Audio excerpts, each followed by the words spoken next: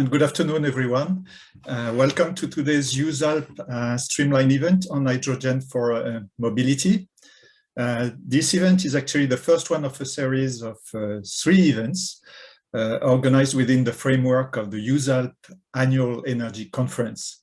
And 2 other events will be organized in the coming weeks, and you're most welcome to save the dates. We'll show them to you also later on. So it's my pleasure to welcome you today to our first event. My name is Patrick Biard. I work for the Regional Energy Agency in Auvergne-Rhône-Alpes, and I'm also co-leading the EUSALP Action Group 9. So let me introduce our agenda for today's meeting. We'll start with an update on the Green Hydrogen for the Alps initiative that was launched about a year ago. And we'll share with you some interesting progress and results of this cooperation initiative in the Alps. In the second part of the meeting, we'll have 2 very interesting presentations at EU level about hydrogen in EU policies and another one on EU funding mechanisms for hydrogen projects in mobility. So again, thank you for joining us today. If you'd like to share comments or questions, please use the chat box. We'll have time for questions after the presentations. So let's begin our meeting with the presentation of one significant result of the Green Hydrogen for the Alps initiative. It is actually a cooperation framework agreement among Alpine regions willing to cooperate on hydrogen for mobility. And to tell us more about it, I'd like to welcome Mr. Sylvain Guettaz, representing the Auvergne-Rhône-Alpes region. Thank you very much, Sylvain, for being with us. I'll pass it on to you. Please tell us more about this cooperation initiative on hydrogen for mobility. Yes, thank you, Patrick. And good afternoon to all.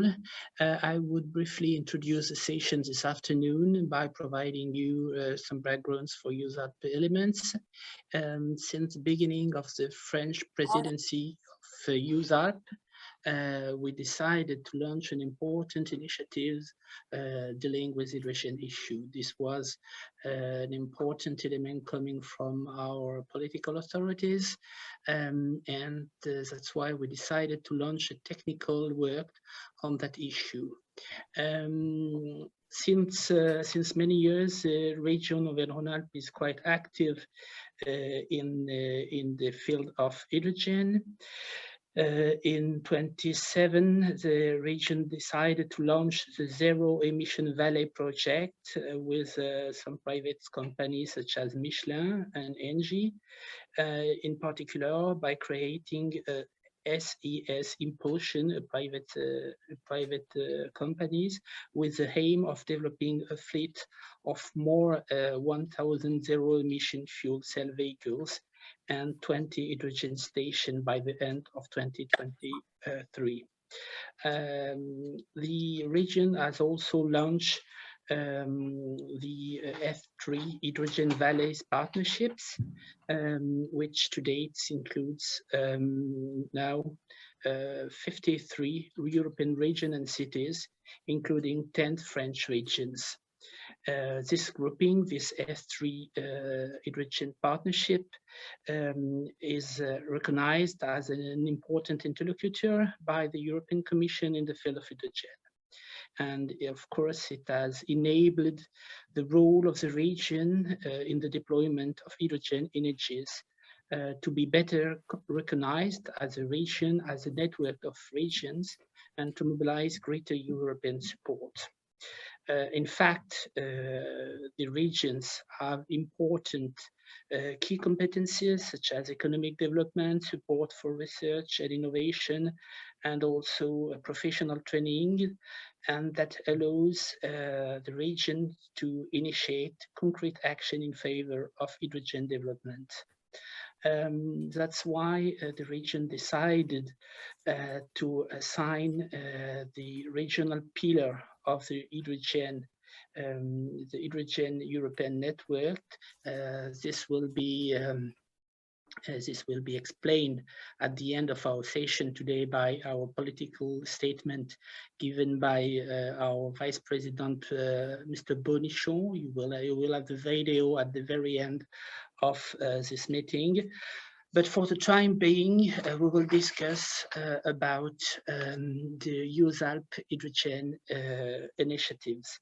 This is a proposal coming from our region to develop a joint project proposal to foster investment in EV duty mobility solutions across the Alps. For instance, urban buses, coaches, trucks, and also snow groomers for some regions, refueling station, and production of green hydrogen. And of course, this huge task will seek fundings coming from EU, from the European Commission, but also from many involved partners. For the time being, the political commitment has been achieved. We have received the signature of a letter of intent, which is a political commitment coming from 9 regions, which are now on the screen, with the signatures on the screen also, coming from 3 French regions, 5 provinces or regions from the Italian side, and 1 region coming from Germany, Baden-Württemberg. And for the time being, we are working on 9 questionnaires, technical questionnaires received from these 9 regions in order to exactly know in which way they intend to work with us on this hydrogen initiative, on this EUSALP hydrogen initiatives. I guess the coming weeks and months will be absolutely decisive for our work, and we will be very active as a political point of view, but also from a technical point of view.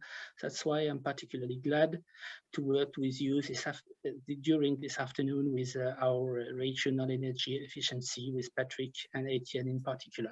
Thanks to you all, and I wish you a very fruitful meeting this afternoon. Well, many thanks, Sylvain, for being with us and for giving us this overview. And really congratulations to the 9 regions who have joined forces and set up this cooperation framework. I think it's a major step forward, and it's always good to have a strong political commitment. So this framework is actually one of the actions undertaken within the green hydrogen for the Alps initiative that was launched in September last year. And to tell us more about the initiative and its progress, I'd like now to give the floor to Ulrich Santa, who is director of the South Tyrol Energy Agency and co-leader of the EUSALP Action Group 9. So Ulrich, thank you for being with us, and please take the line.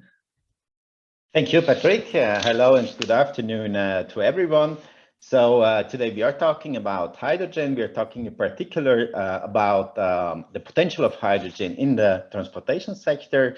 And hydrogen is currently, as you all know, enjoying a lot of attention throughout Europe.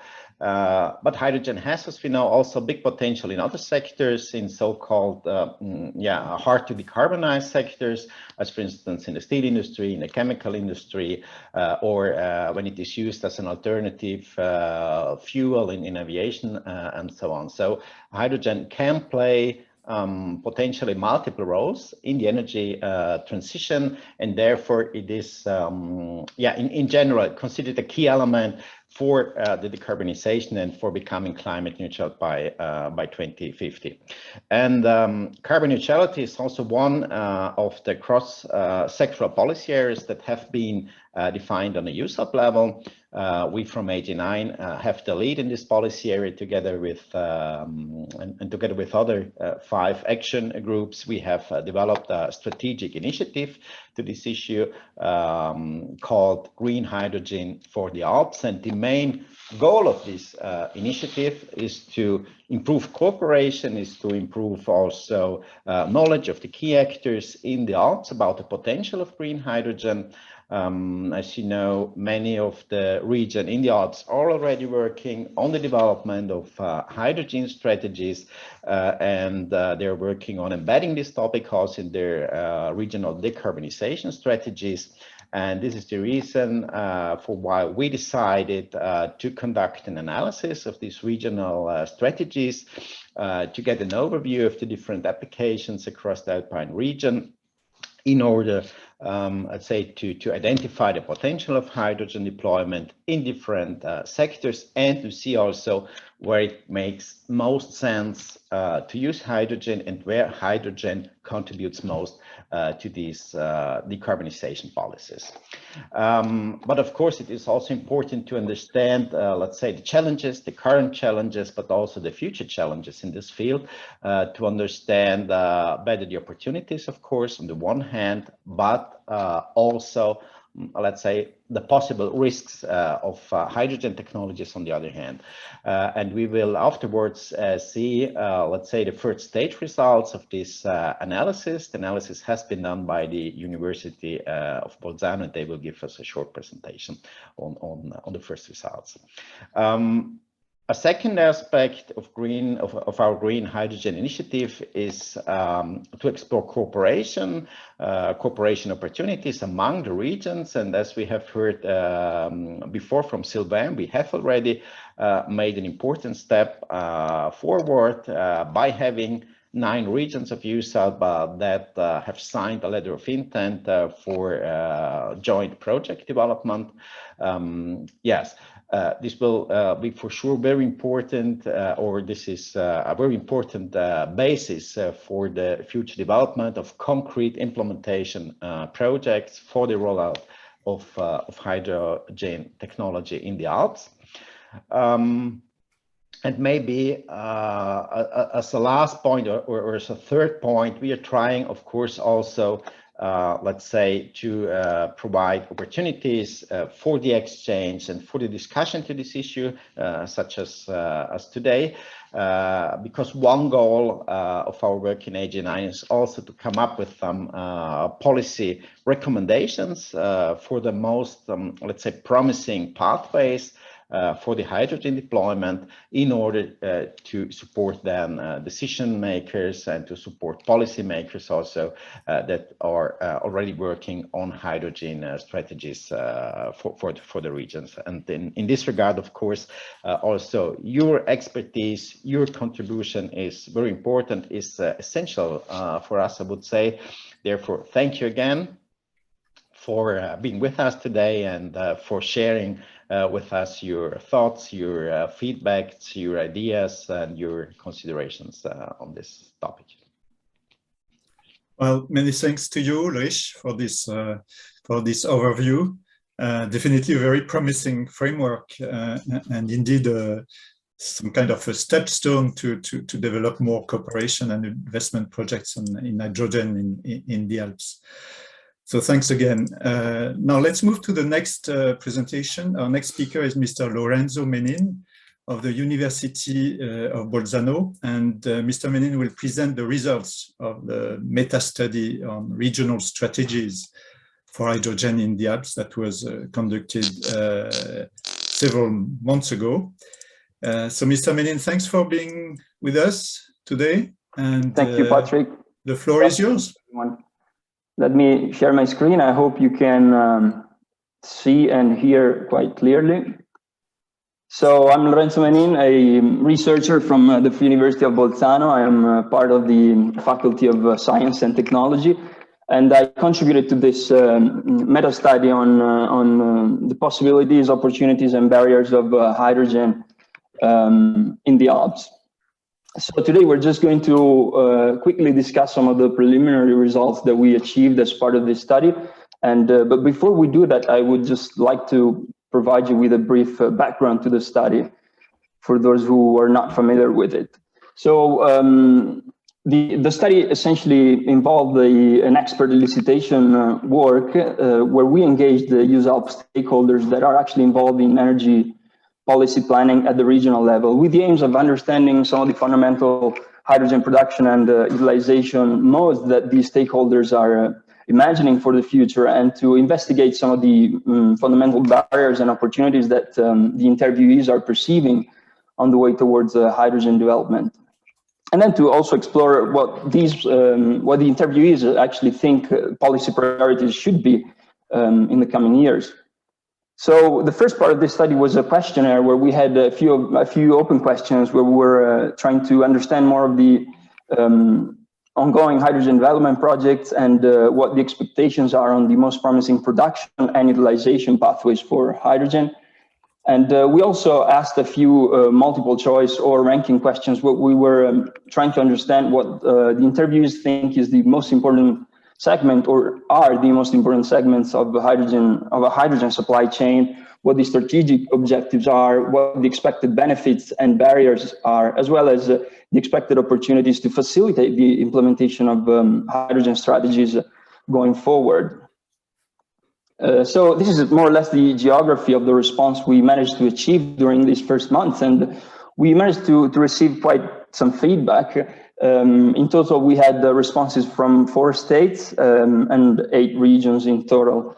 So here we go quickly into some of the first results. If we look at the strategic objectives, what the interviewees stated is that decarbonization is a top 1 priority, and then jobs, so development of jobs and the local economy would be the second one, followed by the need for innovation, or actually the opportunity for hydrogen to catalyze innovation in their territories. And in terms of barriers to implementation, what the interviewees identified as the top 1 risk is the insufficient competitiveness of hydrogen as an energy carrier or as a reactant in the industry. But second of all, technological risk was seen as a key barrier that could threaten full-scale development of these projects. And then the key result is regarding the opportunities to accelerate this transition, and what the interviews thought would be the greatest opportunity to actually foster the transition is decarbonization targets set at EU levels, but as well as fiscal incentives and the absence of alternatives in technological terms. And then we had the 2 open questions where we were trying to understand what the most promising production pathway and utilization pathways would be, as I mentioned earlier. And electrolysis was undoubtedly the most cited option in terms of production technology, although blue hydrogen, biogas reforming and biomass technologies were also cited, but they were on the side, let's say. And in terms of utilization pathway, well, heavy transportation was without any doubt the most cited option. Energy storage was also cited, but again, as a secondary option. In the second part, we engaged in interviews, in face-to-face, actually online interviews with those interviewees who actually provided availability for face-to-face meetings. And in this part of the study, we tried to investigate what the local policy priorities would be, what the challenges and opportunities related to infrastructural development would be, as well as the local energy and feedstock supply conditions are. And at the same time, we wanted to understand what degree of understanding and information availability was there in terms of technology, efficiencies, costs, and decarbonization potential. And then we also asked some extra details on existing projects or some case-specific questions that were related to the answers we got in the first part of the study. So I know it's very difficult to summarize different answers, and one of the reasons is that every conversation was a little bit different because the conditions are different, and every conversation takes its own way. But here we tried to summarize what were the key common topics in a few clusters. So we start with the expected cross-sector benefits, and decarbonization, as well as air quality and the enhancement of industrial competitiveness, were surely one of the most cited aspects of this transition. But then road infrastructure focus was surely one of the most common conversation topics, and transnational heavy transportation routes were more or less at the core of this topic. And just because heavy transportation was seen by the stakeholders as the key area of action for hydrogen, and therefore some of the key barriers and risks identified were seen in the lack of international infrastructural planning and development. So in a lack of coordination in these aspects. Electrolysis as the way forward. As I said earlier, the interviews confirmed the previous trend of identifying electrolysis as the most adequate technology by default almost. And while some interviews also pointed to the need for blue hydrogen as a precursor, in general, electrolysis took really the priority. And there was some awareness of the threats that blue hydrogen could pose to decarbonization, but several stakeholders mentioned it. And on occasion, biogas reforming and biomass sources were also cited, but they were secondary topics. And some interviews also saw, they actually mentioned that electrolysis and hydrogen would be relatively inefficient energy storage technologies. So this highlighted some partial skepticism on the topic. Local industries were mostly seen as the translation leaders. So most of the stakeholders we engaged actually saw the local industry as the key, the front runner of this transition, the one that can actually scale up the use of hydrogen.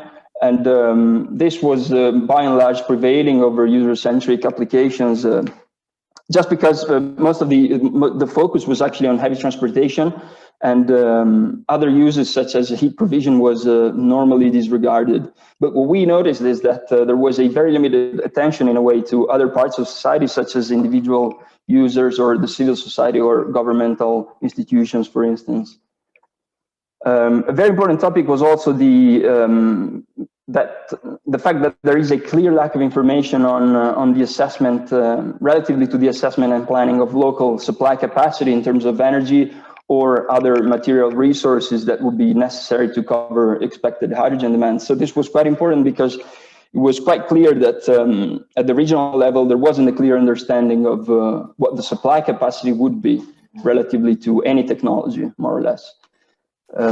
So here are we're trying to summarize some of the common policy priority areas that several stakeholders pointed our attention to. And well, first of all, the expansion of renewable generation capacity was one of these priorities.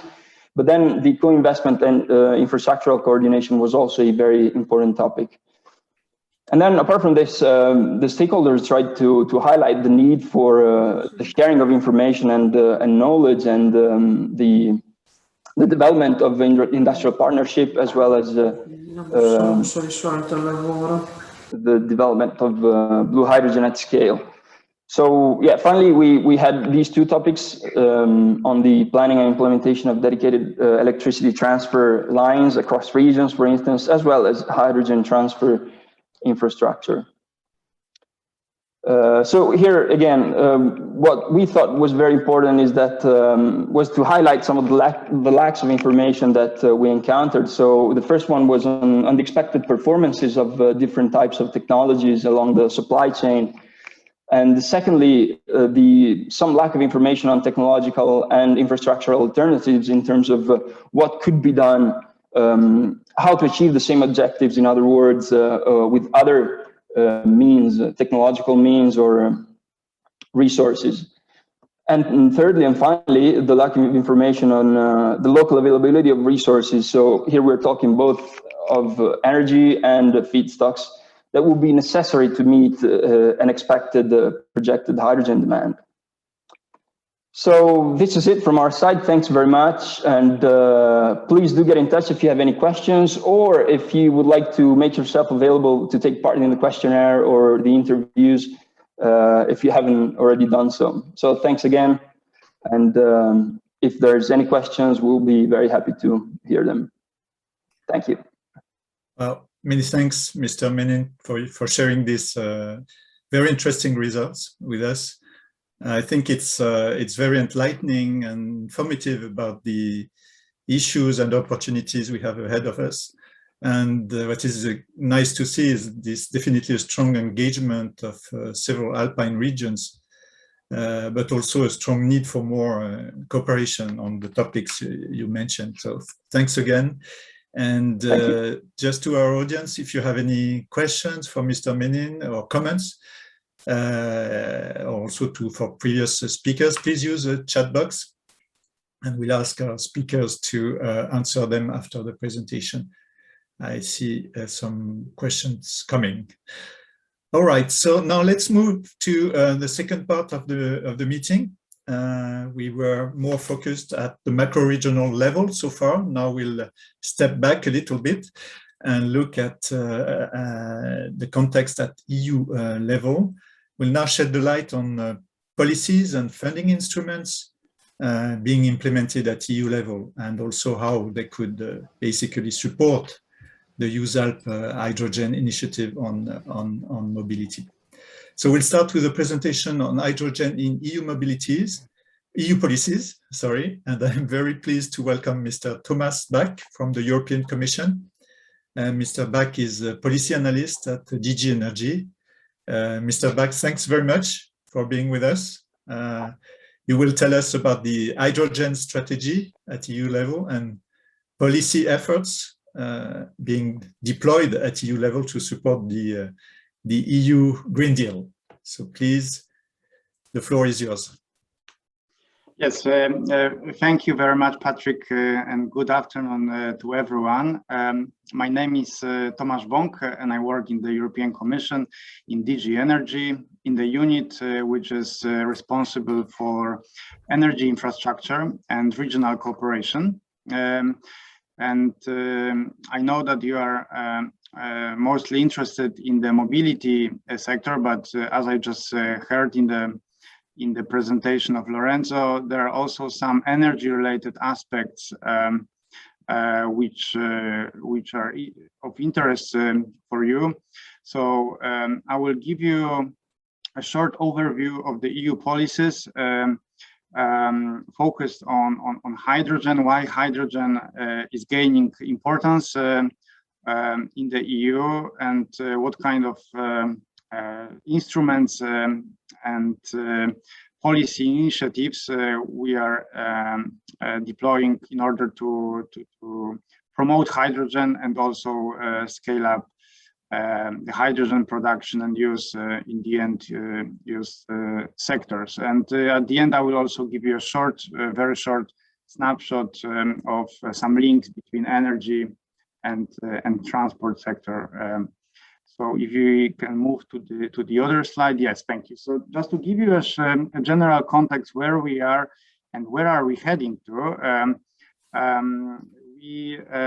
we have set an important goal of becoming climate neutral by 2050, and what is driving us towards this goal is the energy system integration strategy, basically, in short, the energy system integration is about moving from the left to the right. And on the left, you can see the vertical value chains, separate silos, which have very little interactions. For example, petroleum products are used in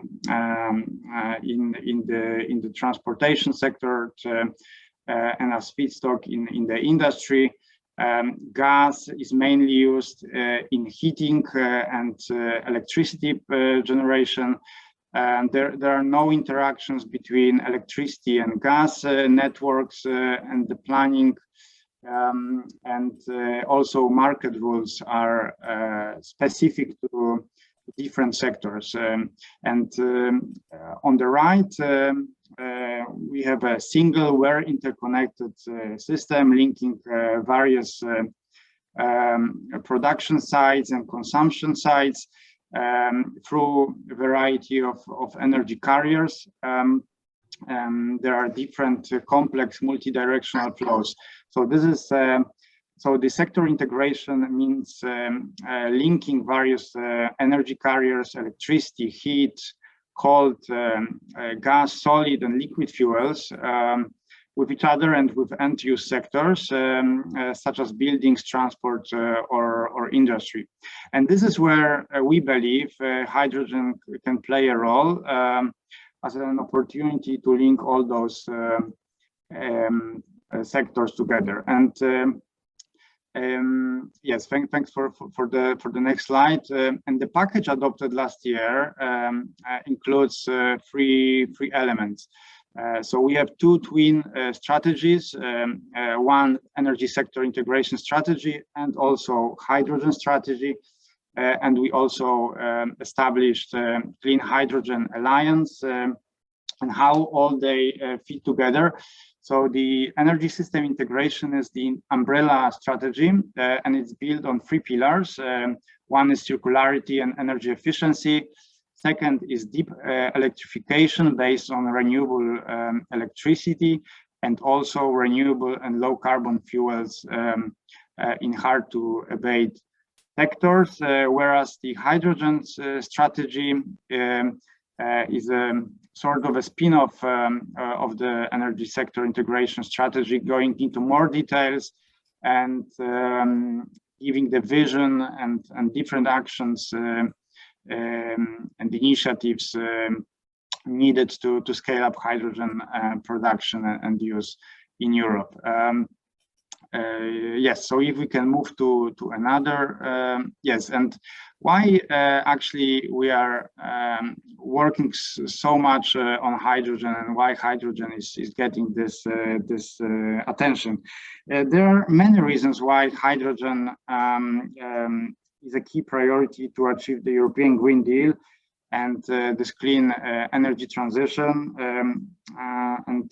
For example, renewable electricity is expected to decarbonize the large share of the EU energy consumption by 2050, but not all of it. We believe that hydrogen has a strong potential to bridge some of this gap. In this regard, we believe that hydrogen is a game changer because it can be applied to many areas and can be produced through a variety of processes. There is a huge potential to decarbonize hard to abate sectors. And again, like thanks to mostly renewable energy. And hydrogen can offer solutions allowing to store the energy from variable energy sources and also ensuring backup for seasonal variations and connecting production sites and consumption sites over long distances. Finally, also with the post-COVID pandemic recovery, it is the once in a generation opportunity to invest in hydrogen and foster its use, creating many innovative jobs and also promoting EU leadership in industrial leadership.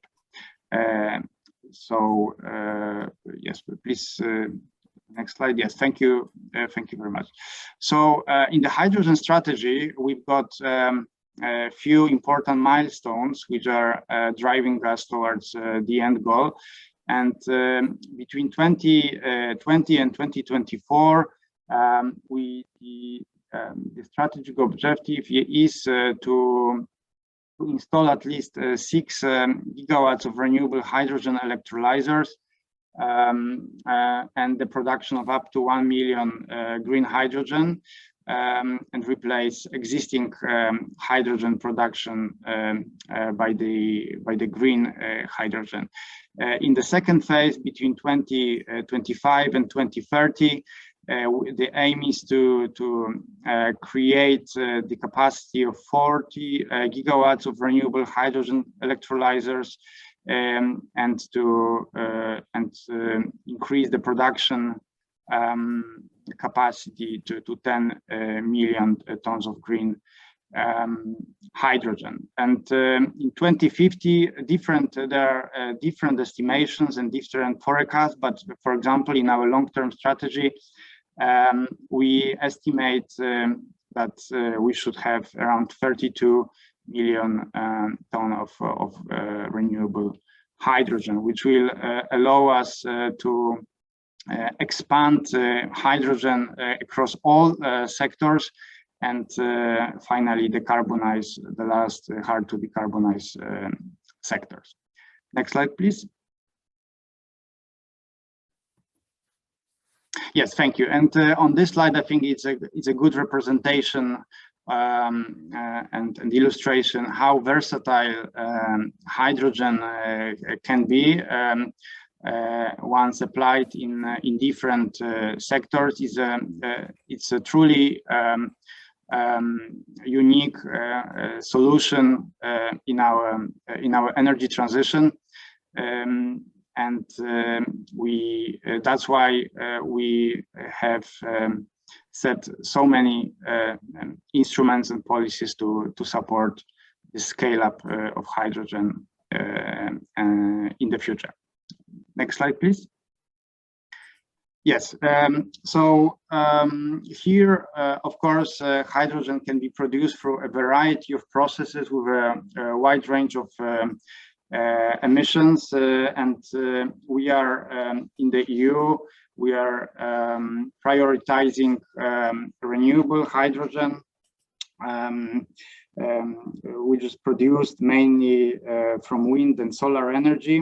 But in the short and medium term, other forms of low carbon hydrogen are needed, primarily to reduce emissions from existing hydrogen production and support the parallel uptake of the renewable hydrogen.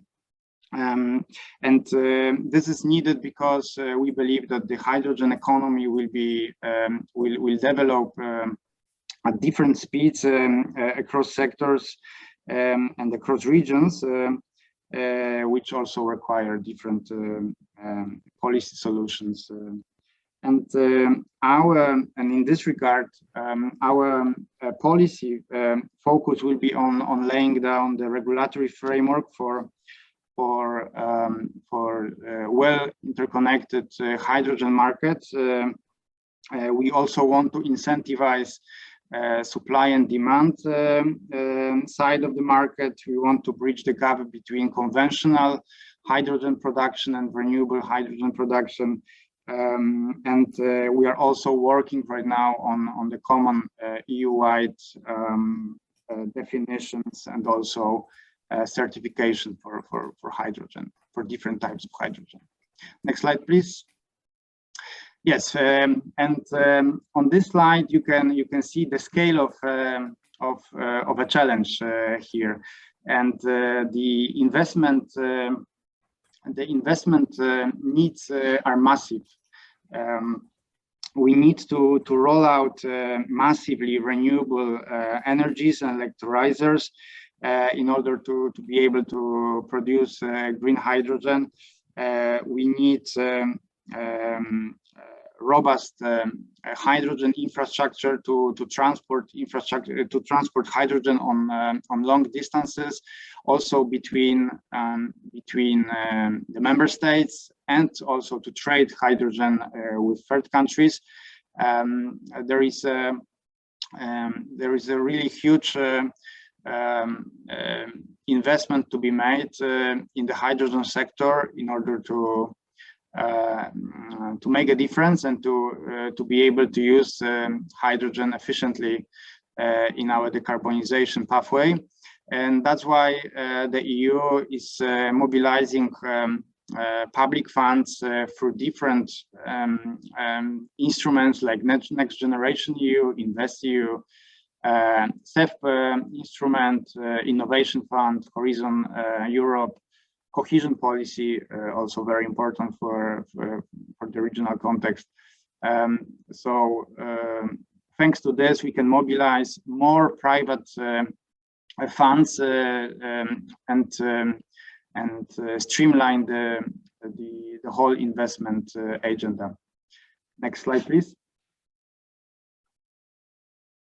Yes, and so the European Commission has adopted the full value chain and investment agenda to facilitate the deployment of hydrogen, and this approach encompasses the development of infrastructure, also development of green hydrogen production, We've got a very strong focus on research and innovation, and we also want to improve and give the possibility to import hydrogen from third countries, from outside the EU. And so here you can see a couple of most important actions which are envisaged to support those this full value chain approach. Next slide, please. Yes, and last year, together with the energy system integration strategy and hydrogen strategy, the Commission has set up the Hydrogen Alliance, which is an important structure and platform between different stakeholders, mainly industry companies and public authorities, but also regional authorities, giving the space for a dialogue and structured cooperation. And there are few important goals of Clean Hydrogen Alliance, and one of most important goals is to identify those European flagship hydrogen projects which will help us meet all those important milestones I was referring to for 2024, 2030, and beyond. Next slide, please. Yes, and I think in Lorenzo's presentation, one of the aspects which was considered as very important was the importance of energy infrastructure and the need to improve the planning of infrastructure development, and this is where the revision of the regulation on Trans-European Energy Network can be helpful. And my unit is particularly responsible for the revision of this regulation. And why this regulation is that important also for your regional context is because in the future we will need more power grids, we will need hydrogen networks, we will need hydrogen storage, electrolyzers, smart gas grids, and other types of infrastructure to support the decarbonization. And in that 10E regulation, we want to promote cross-border hydrogen networks and electrolyzers of cross-border relevance. And thanks to the regulation, different hydrogen projects aimed at transporting hydrogen over long distances and producing hydrogen can receive the status of the projects of common interest, which gives additional regulatory support and can benefit from simplified permitting and planning processes. So the whole idea of revising the 10-year revision is to align the support we are giving to the energy infrastructure with the 2050 climate neutrality objective. Next slide, please. Yes, and in the revision, we are suggesting, this is what we have proposed, in fact, in our legislative proposal. We have proposed to include a new infrastructure category, so hydrogen networks and electrolyzers with cross-border impact. And we believe that this is very important if we want to use hydrogen at the massive scale in different sectors. We need to find a solution how to transport, how to deliver hydrogen from the production sites to the consumption sites. So that's why we need new pipelines which could which transport hydrogen to the end use sectors. Next slide, please. Yes, and on the left side, you can see the current hydrogen network in Europe, mainly in Western Europe, but of course it's not sufficient, and we need really massive scale up of hydrogen infrastructure. So on the right side, you can see the estimated and planned infrastructure for hydrogen, which goes from west to east, from north to south, and all those new hydrogen corridors are supposed to support the hydrogen uptake in the EU. Next slide, please. Also, it's important to give you the example of a vision which was put forward by the European transmission system operators, who engaged in analytical work and who set up this hydrogen European hydrogen backbone, according to which in 2040 we will have approximately 40,000 kilometers of hydrogen network in Europe, and 70% of this will be done thanks only to repurposing of current natural gas pipelines. So I think it gives a very strong vision and an idea towards which direction we will be going with the future infrastructure development in Europe. Next slide, please. Yes, and also maybe very quickly on projects of mutual interest. This is one of the categories which is proposed in our 10E regulation. We believe that interconnectors and hydrogen pipelines will, with third countries, will become more important. We are not able to produce enough hydrogen in the EU, green hydrogen in the EU, in order to meet the demand. So we will need interconnectors with third countries, and this category of projects of mutual interest in the 10E regulation will also support the future imports of hydrogen to the EU. Next slide, please. Yes, and the last word on 10E framework. Projects which become projects of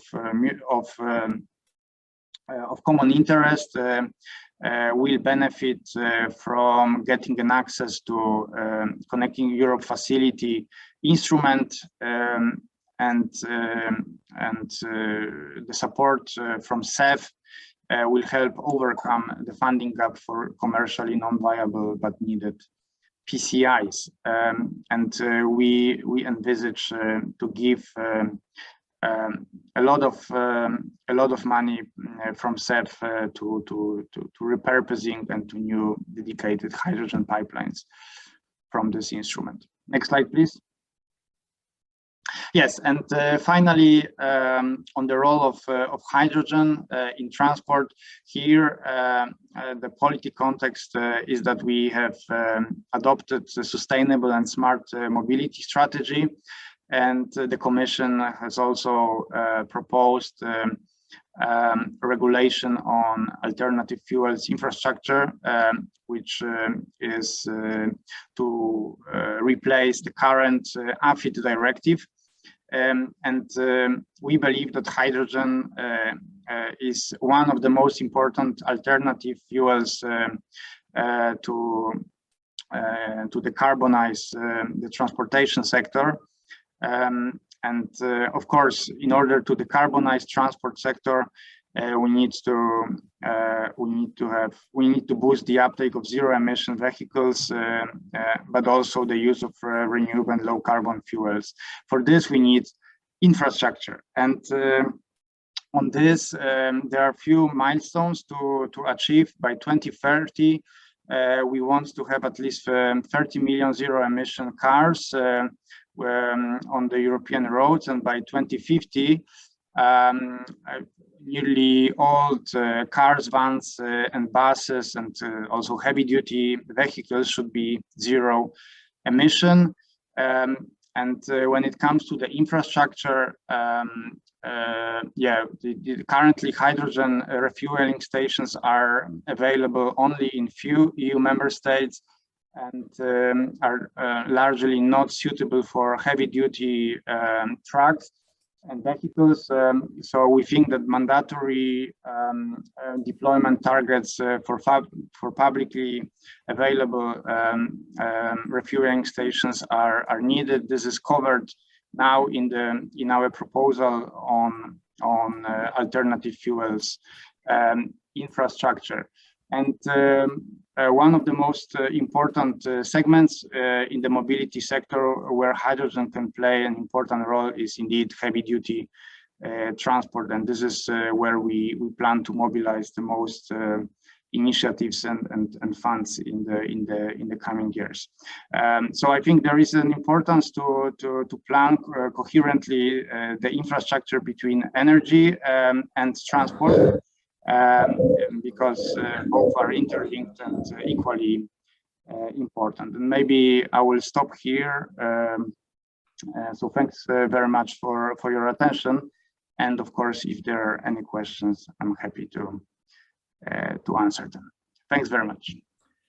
Many thanks to you, Mr. Bach, for this very comprehensive and informative presentation about the EU hydrogen strategy and its potential contribution to the EU Green Deal. I think it was especially very enlightening to hear your vision about the EU infrastructure for hydrogen on the transmission side.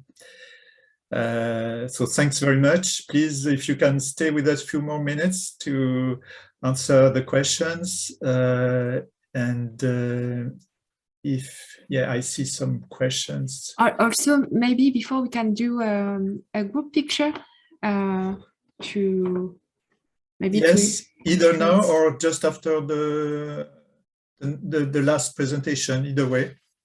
What's easier for you? maybe after the last presentation, so. Okay, that's fine. Okay. So now I'd like to pass it on to our last speaker for today. I'm very pleased to welcome Hortense Luce-Hermelin, who is the head of the Brussels liaison office of the Auvergne-Rhône-Alpes region. So thank you very much, Hortense, for being with us. And I think EU funds have no secrets for you. So please tell us about possible funding mechanisms for H2 project in hydrogen project in mobility, please. Thank you very much, Patrick. Good afternoon, everybody. So as it was mentioned, I'm the head of office of Auvergne-Rhône-Alpes Brussels office, and we are actually contributed to this EUSALP hydrogen initiative. And we are trying to help our colleagues to identify relevant EU funding. So I will do my best to give you an overview of possible funding. Is maybe not exhaustive, but it's more to give you an insight of what is possible, of course. Next slide, please. I wanted, as an introduction, to remind you that there is a strong EU strategy on hydrogen, but it was presented already by previous speakers, so we can go directly to next slide. That was also other kind of introduction.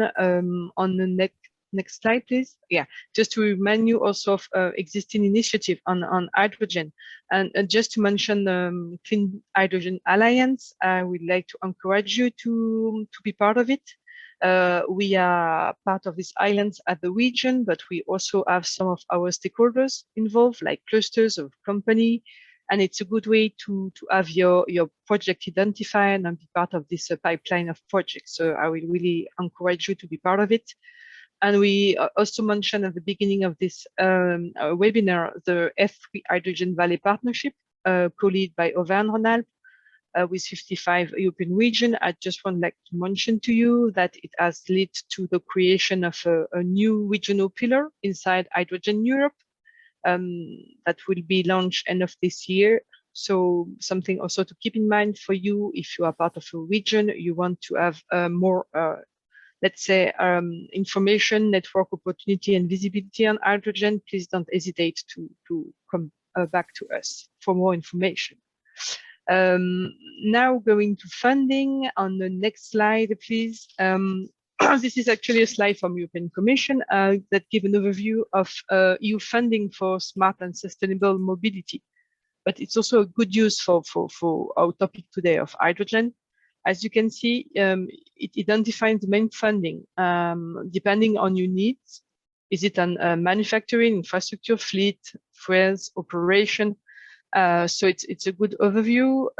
For those of you that are not familiar with EU funding, it's important to know that it includes different type of fundings. It can be grants, but it can be also a financial instrument like the European Investment Bank or InvestEU. So it's important to notice, and it's good to know also that you have different type of management of this EU funding. Some of them are managed directly at a European Commission level, and some of them are more at national or regional level. So we'll go in detail in the coming slides. So starting on the next slide, please. Yeah, next slide, thank you. Starting with a tool that you probably heard a lot of, it's called Recovery and Resilience Facility. It's part of EU Recovery Plan, Next Generation EU. And actually, it's a mix of grants and loans, and it's managed directly at national level. So maybe you should, I mean, you can check with your national authority what is available, but it's important to notice that hydrogen has been identified clearly as an investment priority at a European level as a way to boost economic growth and to create jobs. So that could be a possibility for you to check at a national level. We also mentioned on the slide another tool I'm sure you are familiar with too. It's called Erdf, for European Regional Development Fund. This is part of EU cohesion policy. So in that case, it's funding managed at regional level. So the managing authority have to be found at regional level, but it's an important source of funding also. So you have to check, of course, with your regional authority, but just to give you an example of what is possible, for example, in our region, it can support research on innovation project in the field of hydrogen, uptake of technology, collective project with SMEs, also some experimental project, and also studies. And this is quite interesting because inside our EUSALP initiative, we intend to use Erdf to finance the study that can be useful before implementing our investment project in heavy mobility. So it's an interesting source of funding to keep in mind. It's mainly grants, but it can be also financial engineering, and it's a share management with, as I mentioned, regional authority.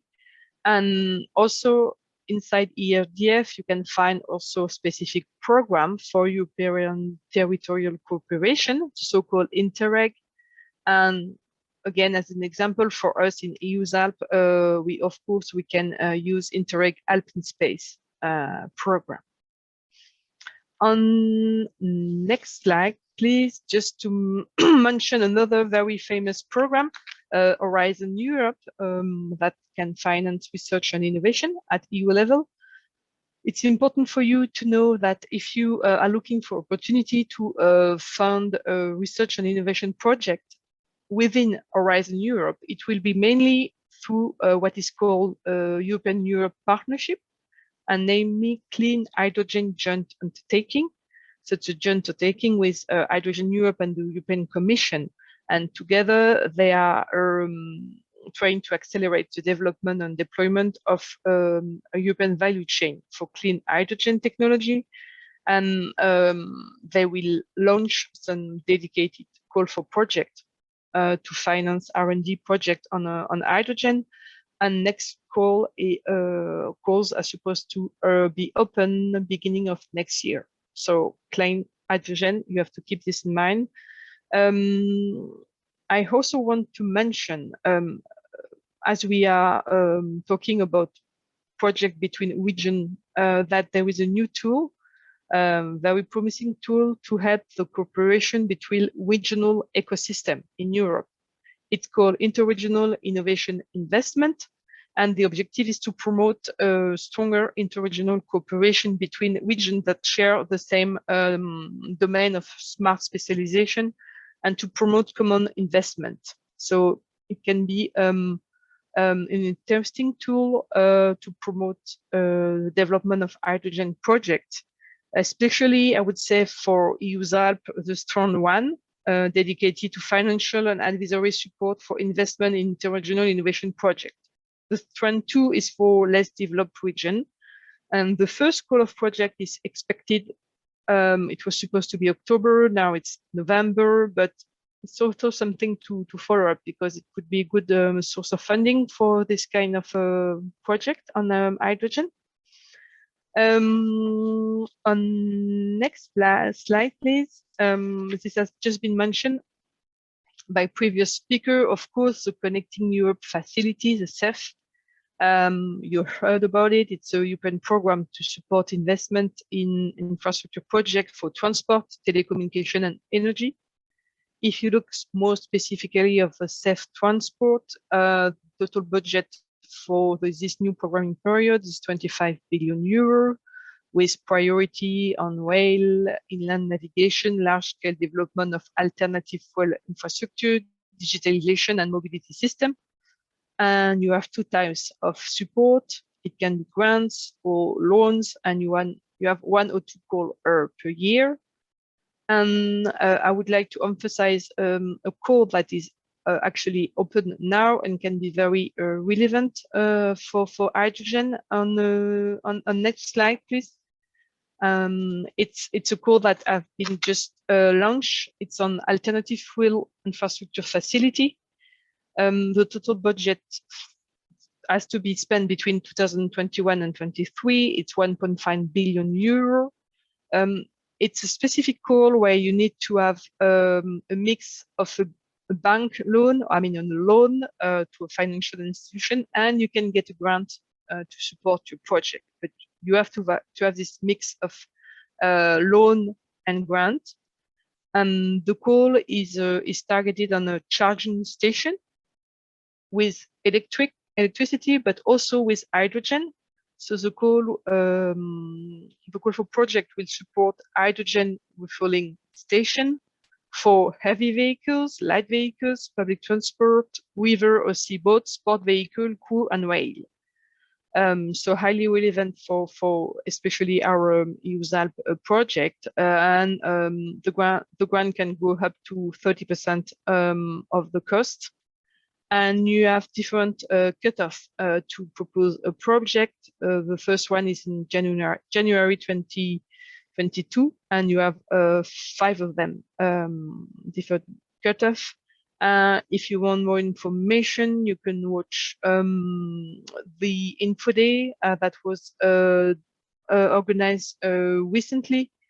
And just to mention also, because we mentioned also the fleet of vehicles, it's not part of this call, but if you need European funding for a fleet of vehicle, you can also check with the European Investment Bank to have loans also for the funding more on the fleet part of your project.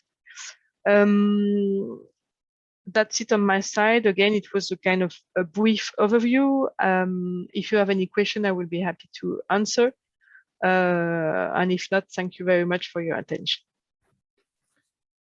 Thanks very much, Hortense, for this very valuable insight on funding instruments. We see many opportunities for funding at the disposal of the regions.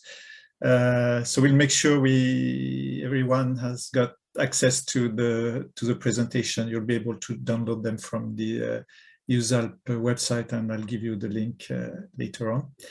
So this was our last presentation for today. Let's move to your questions and comments. We'd like to hear from you. And maybe since we're here and it's always important to get a picture, maybe we could start with that, Gabriel, if it's okay with you. I let you maneuver and ask and tell us.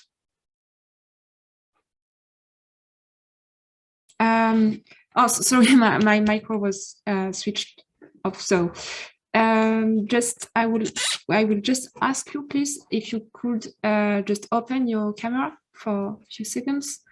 I will be able to take the picture. And also, Etienne, could you please close the PowerPoint presentation? Thanks. Perfect. So we'll wait a few seconds to have everyone.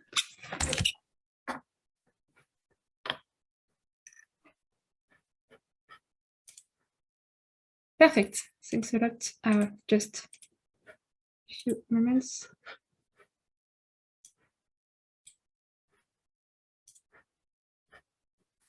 And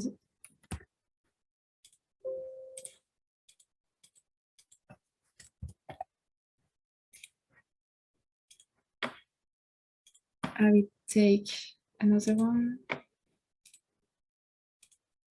We'll make sure you have access to it later on.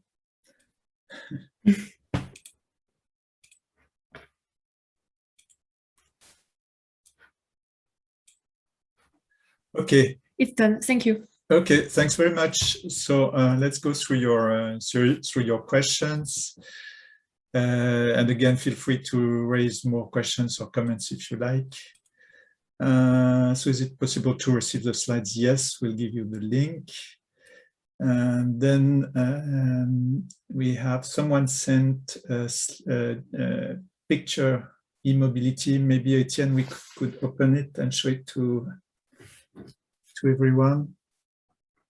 It's called CO2 e-mobility. And there was a comment, I found the graph in a recent study. I feel a similar situation is valid also for localized H2 electrolysis.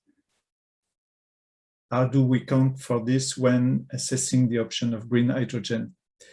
Okay, so, okay.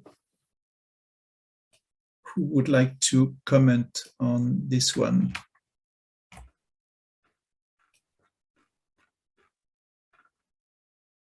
So if I understand correctly, this shows per country. We have the emissions. Mr. Aldwin Bubendorfer. Would you like to open your mic and comment? Yes, I'm here. Okay. Hi. Hello. Hello. So this graph, I see that the quality is not the best, so it's hardly readable. So here basically we see the quality in terms of renewability of the grid infrastructure differing in different countries in Europe, and therefore once you take up electromobility, you result in different energy consumption or carbon dioxide emission depending on the condition of your or the renewability of your current electricity. So for 14 kilowatt of, if you have an electric car of 14.5 kilowatt hours and 20 kilowatt hours, you see here the first graph is Austria. So you would emit like 50 grams of carbon dioxide per kilometer. And if you would be going on a diesel or a petrol car, that is where you have the blue, the black, and the red horizontal line. Mm-hmm. Please go ahead. So I feel that for the hydrogen production, if this hydrogen is being produced locally inside of local national grid, then this ratio should also be different depending on which country we're in. And therefore, I wondered, my question came, how we account this when assessing the greenness of hydrogen in the different EU countries. Good question. Thank you. Who would like to answer this one? Mr. Bach or Mr. Menin, would you like to provide some insight on how we account for these differences?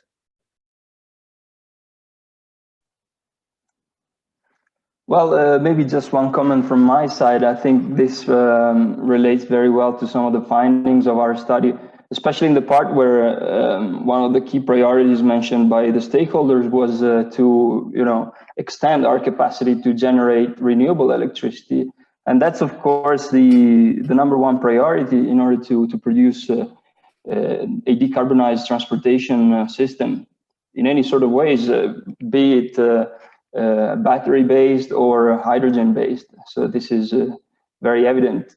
Before we can develop a green transportation infrastructure, we really have to scale up our capacity to produce near 100% renewable electricity. So that's just a precondition. And I think this graph shows it very well.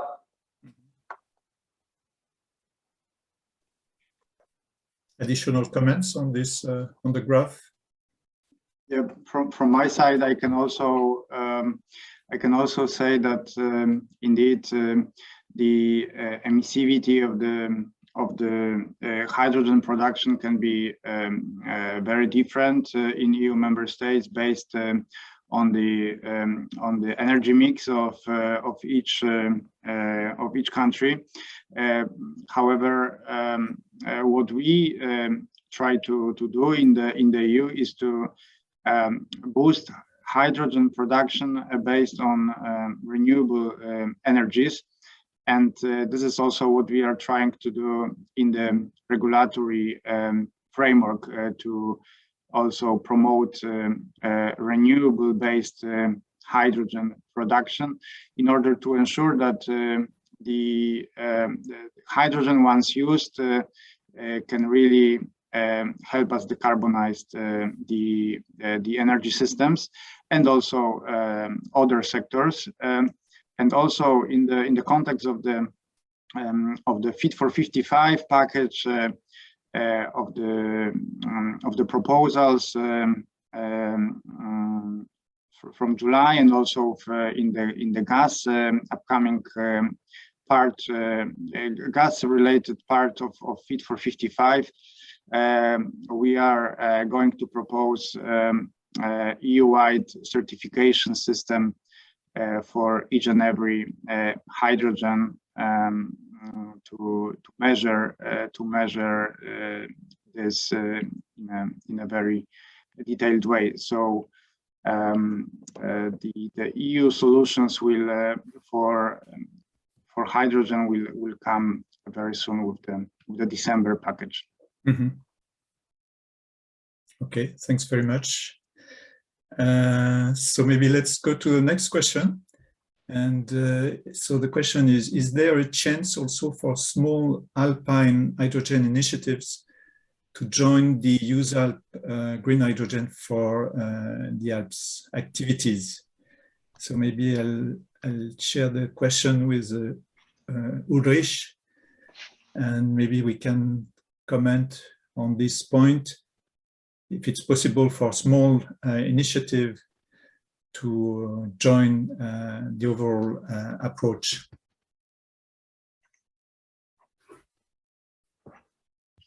Yes, I would say if there are proposals, if you can suggest a new project, even a smaller project, please get in touch with us so we can give you our email addresses so we can maybe also look and consider together where we can maybe also formulate a new project proposal and where we can identify a funding program to implement this project. But I would like to add maybe only one point to the previous aspect. as I consider it really a crucial consideration that has been done by Alvin Bubendorfer. As long as we do not have 100% production of electricity from renewables, there is always a certain risk of rebound effects if the green electricity that is used to produce hydrogen is replaced then on the electricity market by a traditional energy mix. This is clear. Then we are talking about absolutely green hydrogen, but we have also to consider and to think about this rebound effect, or this, let's say, replacing effects on the electricity market. Thank you, Ulrich. Any further comments on this point? Okay. Then I see some exchanges in Italian. Okay. And that's it. So pretty much it. Again, feel free to either use the chat menu or switch on your mic. Maybe in the meantime, I'd like to ask a question to Mr. Bach. As you pointed out, it's important to consider the whole chain and to deliver from the production to the consumption side.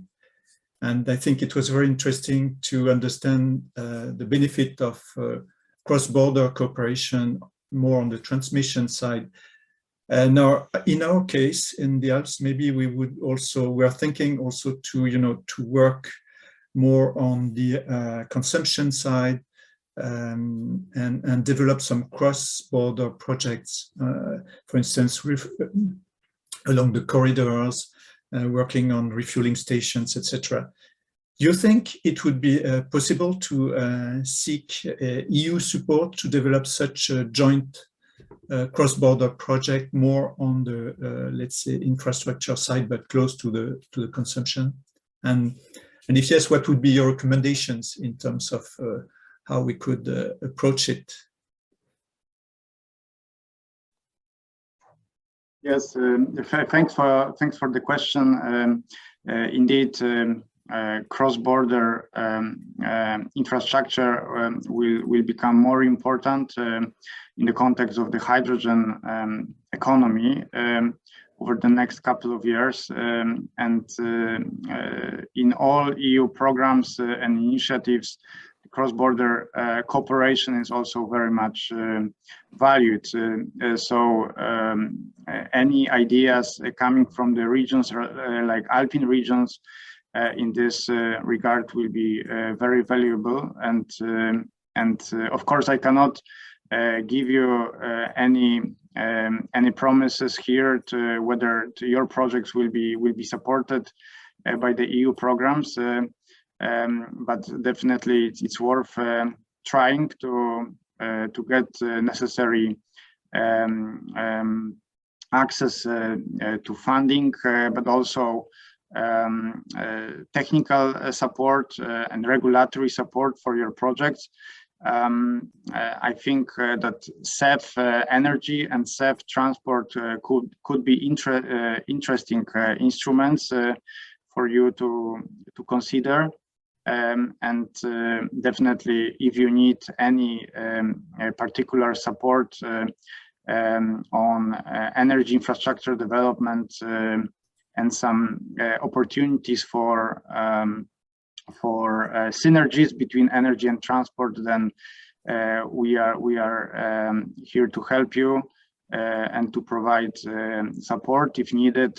There are also colleagues from DG Move who are working on hydrogen-related initiatives for the mobility sector, and I think together with colleagues from DG Move, we can engage in some of your deliberations and also help you to identify right instruments to support your projects. Thanks very much. I think this would be very, very useful to have this discussion with you and the team of the DG Move prior to submitting any project proposal, so we can really discuss some key topics, and you will be able to guide us. All right, thanks very much. Any further questions or comments?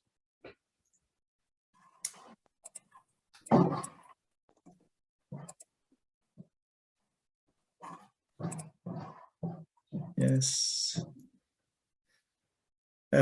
Maybe if not, maybe one last question I would like to ask to Mr. Menin. So you have developed a very comprehensive analysis of the situation in the Alps. And I wanted to ask you, according to you and based on the discussions you had, what is the topic that would need more joint efforts or at least further analysis to help develop the joint cooperation project, for instance, in heavy mobility? Yeah, sure. Thanks for your question, Patrick. Well, I think based on the findings and the conversations we were able to have, maybe number one priority would be to be able to get to a point where we have a full picture of the availability of resources at hand for each region. So I'm talking about the availability of renewable energy when we're talking of electrolysis. And in the case of other technologies, we're talking about different types of feedstocks, be it biomass, natural gas, or what have you. So there are probably going to be major lacks in the availability of these resources or major disparities between regions. So I think this type of assessment would be urgent. Mm. Mm-hmm. Okay.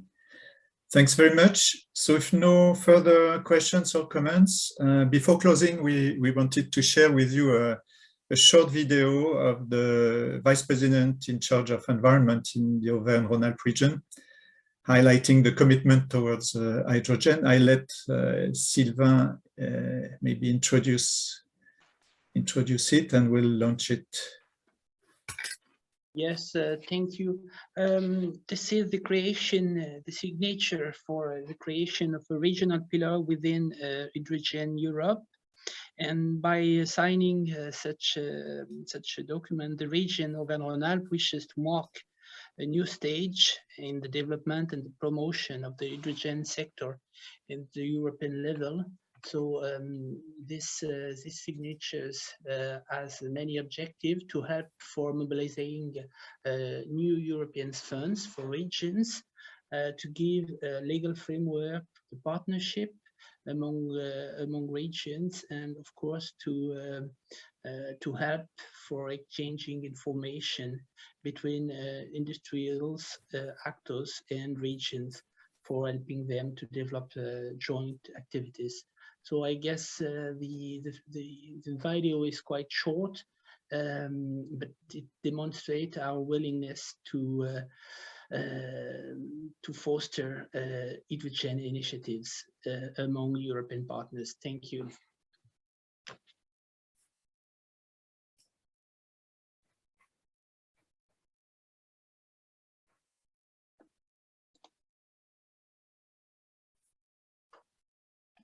We can't hear it.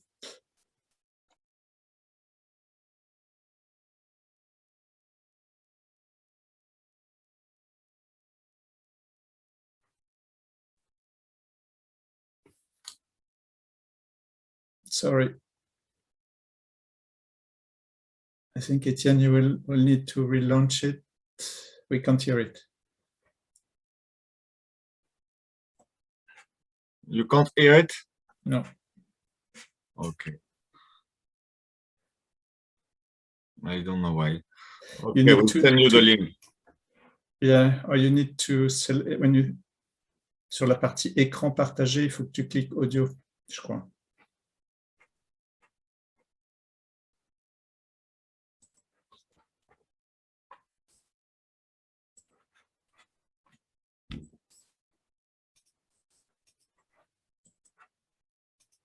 La région Auvergne-Rhône-Alpes a impulsé la création du partenariat européen Hydrogène Vallée en mai 2019, en collaboration avec 4 régions, la Hollande septentrionale, la Normandie et l'Aragon, maintenant co-leader de cette initiative.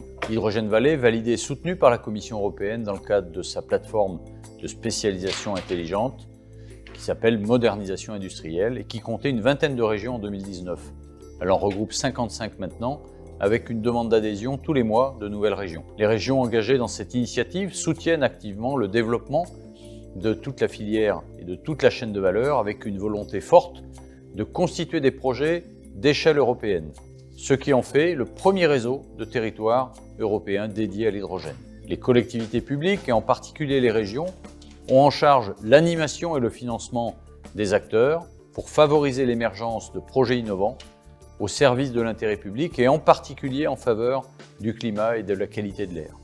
La région Auvergne-Rhône-Alpes a donc, dès 2017, lancé un projet pilote de déploiement de la mobilité nommé Zero Emission Valley, notamment pour le développement des transports publics durables, dont les cars et les trains hydrogène.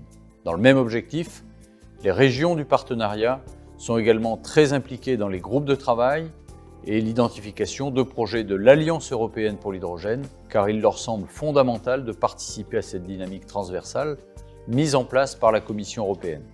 Cette collaboration renforcée avec les industriels se matérialisera dans la création du pilier régional. Je salue cette nouvelle collaboration entre industriels et régions, ce qui nous permettra d'atteindre ensemble nos ambitions en matière d'hydrogène. Je suivrai cette dynamique avec attention.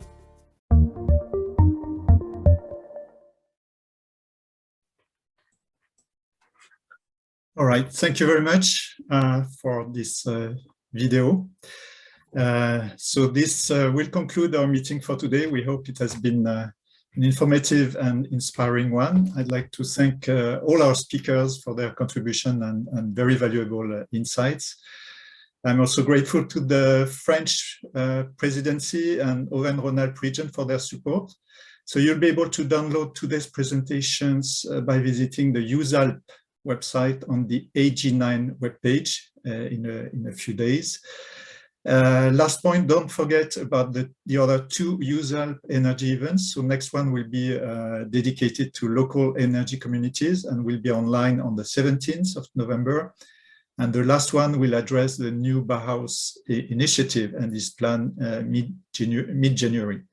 And I'd like also to mention the other EUSALP event on the 26th, organized within the framework of the S3 initiative.